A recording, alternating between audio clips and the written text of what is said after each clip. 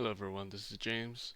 In this video we're going to go over installing and configuring phpMyAdmin. Real quick, I have two separate cloud servers. Both of them are running 10 on 7, but one's going to be for the web server, and that's Apache, and the other is going to be the database server, and that's running MariaDB. Doesn't matter if you're running MariaDB or MySQL, this will work either way. Now the packages that we need are epo release, php, phpMyAdmin, and then the files that we're going to edit is going to be phpMyAdmin.conf and the config.inc.php file.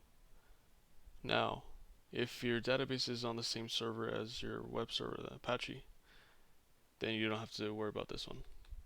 However, if it's on a remote database or cloud database, we're going to edit one line on here and you'll see what we edit. What you do need is your IP address. And you can get that from a website like this, What's My IP? This is mine, but yours will be different. And then the server IP, because we're going to place this in one of these config files. Alrighty, now I already installed the packages, and let me just see if I did that.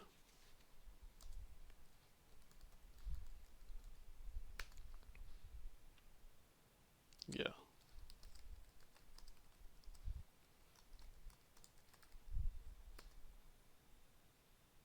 Okay. Yeah, I already installed them. Alrighty, so the first thing you want to look at is the phpMyAdmin.conf file. This is the path where it is. It's going to be like a virtual host type setup. And let me just go into it. Alrighty. So what you're going to want to change is in the require fields and the allow from. You're going to put your IP address there. So it's going to be this one, this one, this one, and then one more. Sort of 4 places to change that. So you can pause this video and place your IP address down here. But since it's already there, I'm just going to go ahead and quit out. Now the other thing to look for is, since this is going to be a remote database, a remote setup, you're going to want to go into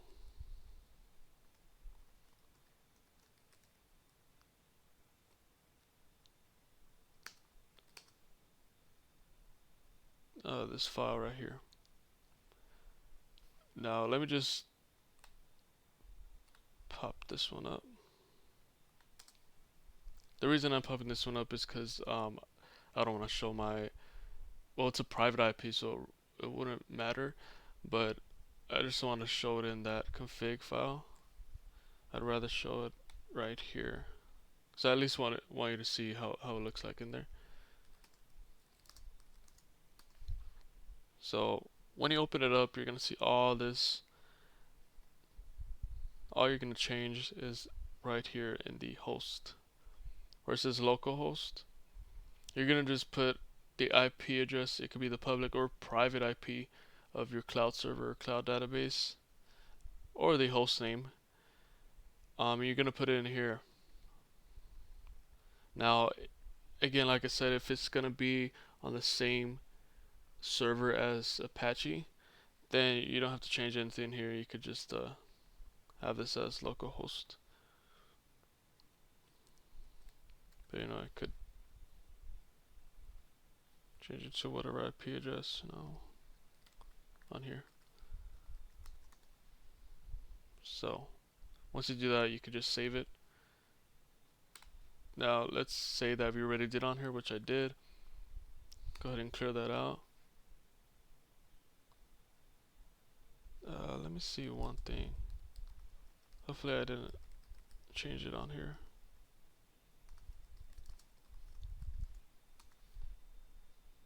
Okay, cool.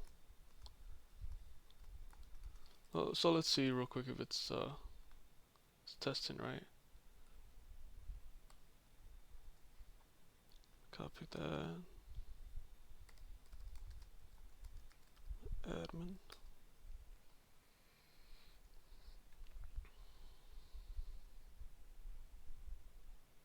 And it's not going. Why is that? Why isn't it going?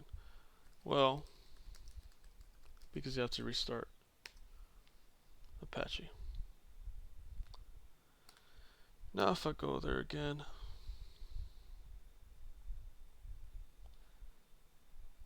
there we go. Going back to this. First, we're gonna change the alias. Okay, that's what I want to do right now. Since it's so easy to know, it's like, oh, let me see if this server has phpMyAdmin. You could just add this in back of the URL. So that's the first thing we're gonna do, is change the alias, and then we'll go over the adding authentication to the page. I'll just put the right syntax on here.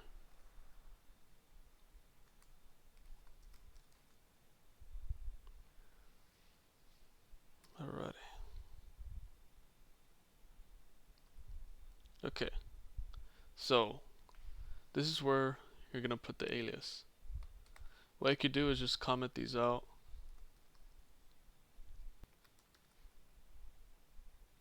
Alright, there you go. And then you put the alias that you want here. Which let's do that. And then you're just gonna put the path right here.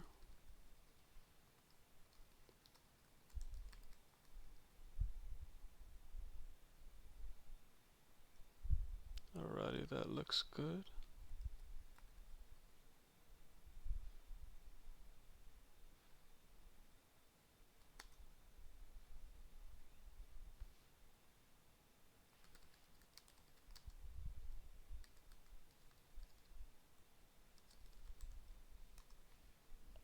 Then you have to restart it. Okay, let's check that now. So when you enter this, it's not gonna find it. You have to put the new one.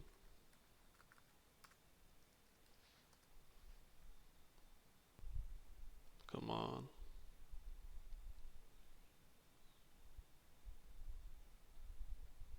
Alrighty, there we go. So that's one step of making it more secure. The next way will be adding authentication to that page.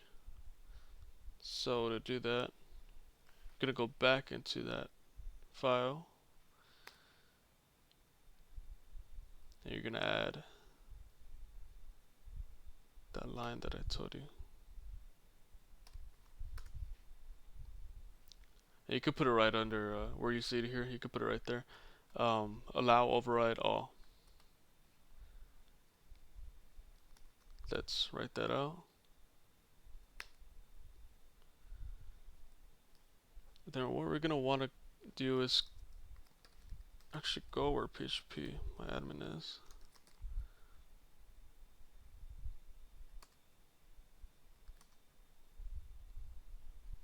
I'll just list it off for you.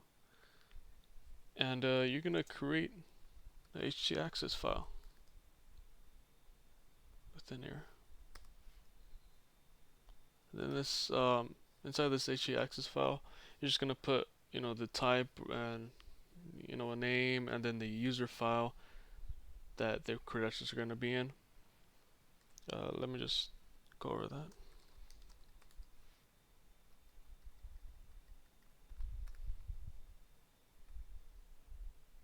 Alrighty, auth type, you could put basic, then auth name,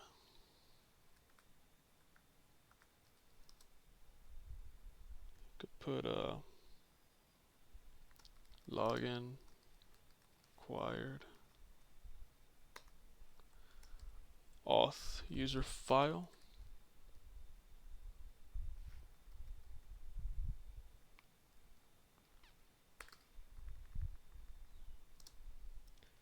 And this, I'm going to put it in this path, and I'll name it, should I name it?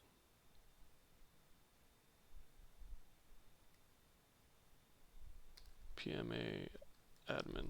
No, let's just do that. phpMy. Then require valid user. And that should be it. Hopefully the syntax is correct. Now before I restart it, let's create that file and a user. To do that, it's https wd-c and the file that you want it to be in, and then a user. So I'm just gonna put admin. Yeah, that looks good. Enter a password. Oh, okay.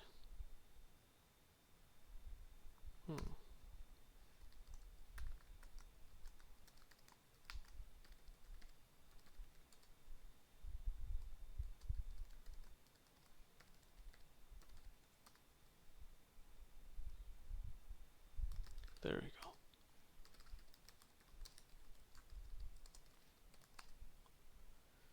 Alright, let's restart this and then give it a try. Hopefully it reloads correctly.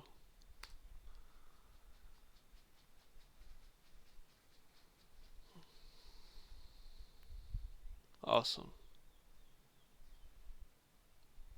Then you could put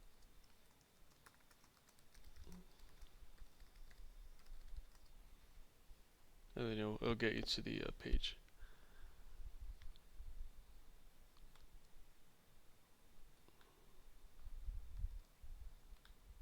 Let me try that one more time.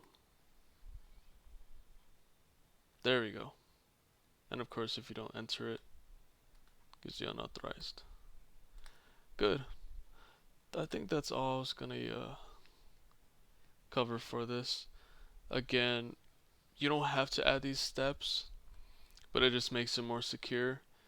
And the reason why you're gonna add your just your IP is so that only you could access this. So if I was on another laptop or another machine or computer that had a different IP address, this wouldn't even come up for me. It would just come up when with someone's IP of 76.185.207.20. Of course, most of the editing and lines that you're going to put is within this, the conf file. And if you do want to add authentication on the page, you're going to go under, not there, the conf file.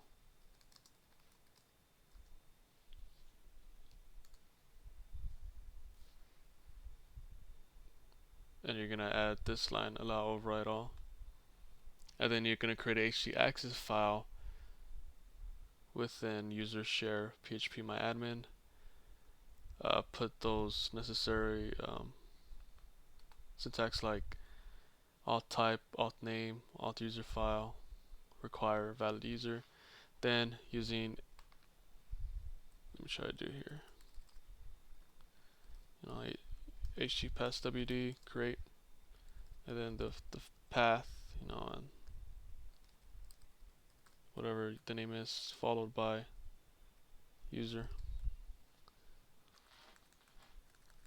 And make sure to restart the HTTPD service after you configure whatever you need to in here. And again, if you're having a remote database, you're just going to add one line here.